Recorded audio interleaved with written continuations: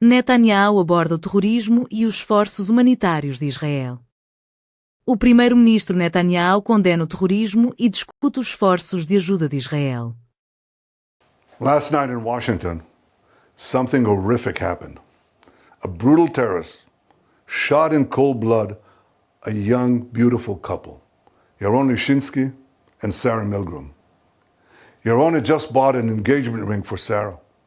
He was planning to give it to her in Jerusalem next week. They were planning to start a new and happy life together. Well, that tragically did not happen. Yarona and Sarah weren't the victims of a random crime.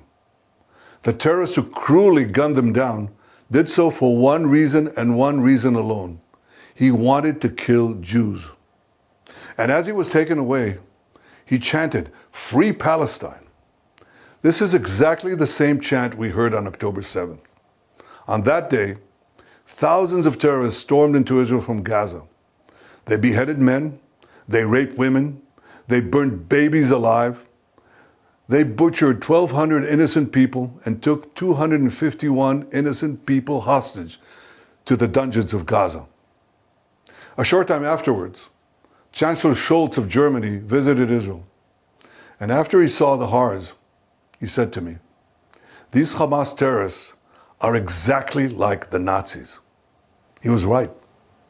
And if they could get away with it, these Hamas terrorists would have slaughtered every last Jew on earth. For these neo-Nazis, Free Palestine is just today's version of Heil Hitler. They don't want a Palestinian state. They want to destroy the Jewish state. They want to annihilate the Jewish people who've been in the land of Israel for 3,500 years. I could never understand how this simple truth evades the leaders of France, Britain, Canada, and others. They're now proposing to establish a Palestinian state and reward these murderers with the ultimate prize. Well, for 18 years, we had a de facto Palestinian state. It's called Gaza. And what did we get? Peace? No.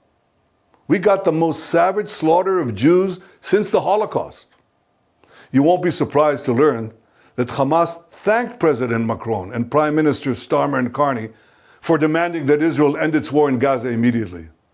Hamas was right to thank them, because by issuing their demand, replete with a threat of sanctions against Israel, not Hamas, these three leaders effectively said they want Hamas to remain in power. They want Israel to stand down and accept that Hamas's army of mass murderers will survive, rebuild, and repeat the October 7th massacre again and again and again, because that's what Hamas is vowed to do. I say to President Macron, Prime Minister Carney, and Prime Minister Starmer, when mass murderers, rapists, baby killers, and kidnappers thank you, you're on the wrong side of justice.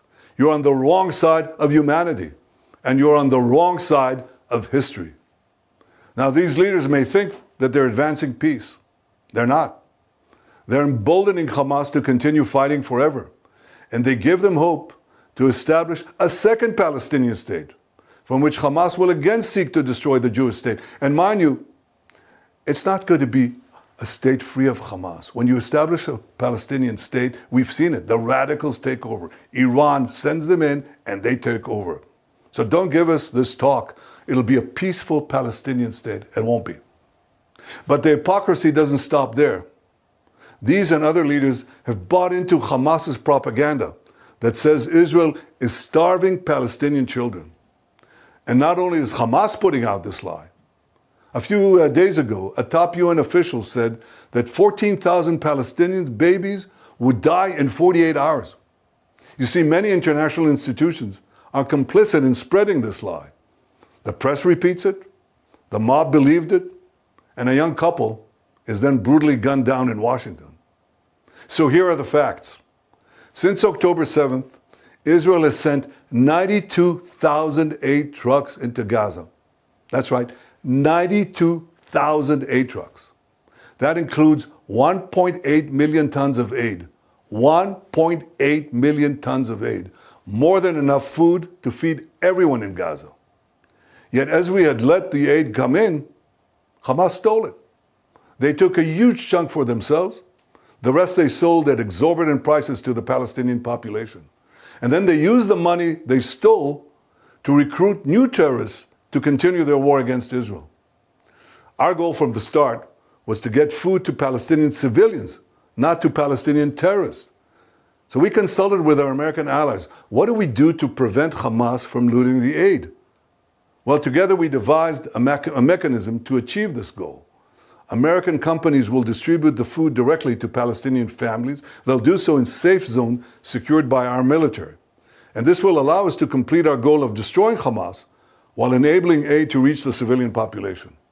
We'll complete the construction of the first distribution zones in the coming days.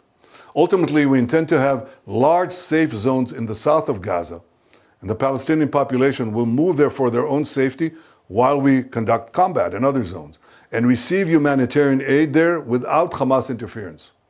In the meantime, we authorized letting trucks enter Gaza to provide for immediate needs.